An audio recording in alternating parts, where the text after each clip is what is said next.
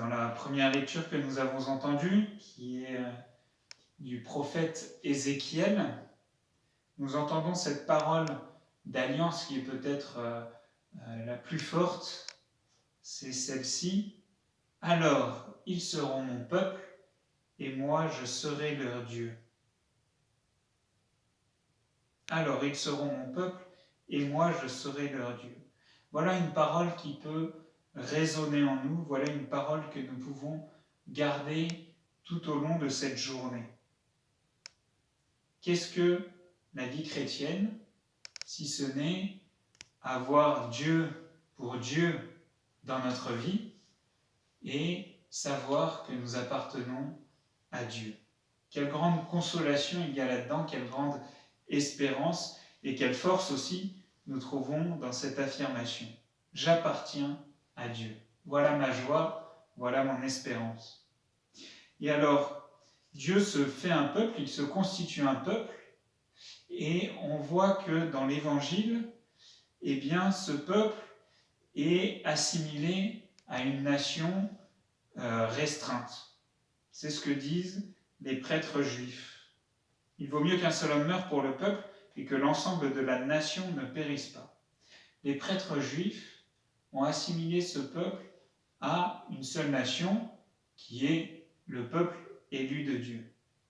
Mais l'ouverture de l'Évangile commence à se faire à cet endroit-là. Ce qu'il disait là ne venait pas de lui-même, mais étant grand prêtre cette année-là, il prophétisa que Jésus allait mourir pour la nation, mais pas seulement pour la nation, c'était afin de rassembler dans l'unité les enfants de Dieu dispersés. Voilà pourquoi Jésus meurt sur la croix. Hier, j'avais un groupe WhatsApp avec les confirmants. On a eu une discussion ensemble. Je leur ai demandé pourquoi est-ce qu'ils avaient la croix dans la pièce qui était autour d'eux. Coup de chance, ils avaient bien une croix chacun là où ils étaient. C'était beau ça de voir ça. Mais quand je leur ai demandé ce qu'était la croix pour eux, eh bien, c'était avant tout un instrument de mort, un instrument de torture. Alors, notre réponse est peut-être bien différente.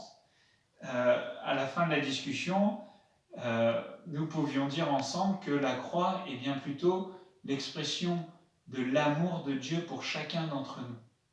Jésus accepte de mourir pour la nation, pour les hommes, mais pour tous les hommes, pour rassembler les enfants de Dieu qui sont dispersés. Voilà ce qu'Ézéchiel prophétisait. « Alors ils seront mon peuple et moi je serai leur Dieu. » Cela est possible après la mort et la résurrection du Seigneur. Entrons nous-mêmes dans cette alliance dès aujourd'hui. Demandons au Seigneur de faire partie de ces enfants de Dieu qui sommes un peu dispersés ces jours-ci, mais en même temps rassemblés dès lors que nous sommes en communion avec Jésus.